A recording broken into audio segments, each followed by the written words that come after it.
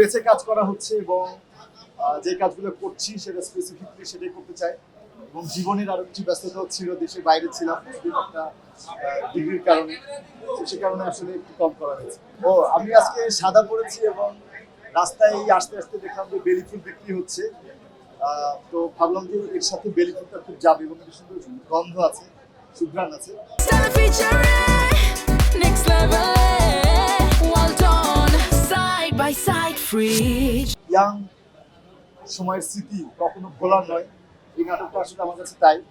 এবং এটা কোনো ওই সময়ে হয়েছে কিন্তু ওই সময় নয়, এটা আসলে সকল সময় ছোট বড় সবার দেখতে ভালো লাগে এবং একাধিকবার দেখতে ভালো লাগে এবং কি বলবো সবাই দেখে এবং এখনো প্রশংসা করে এবং মানে এটা আসলে আনবিটেবল এই ড্রামাটা সত্যিকার অর্থে। বীরকন্যা প্রতিরতা তো আমাদের 2 বছর আগে আসলে প্রদর্শিত হয়ে গেছে, কিন্তু এটা খুবই দারুণ একটা পিরিয়ডিক্যাল একটা ফিল্ম, তো খুবই ভালো একটা কি বলবো যে অভিযাত্রা ছিল আমার।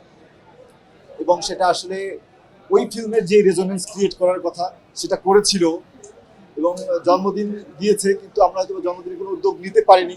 এই সিনেমাটা আরো স্ক্রিনিং হতে পারে।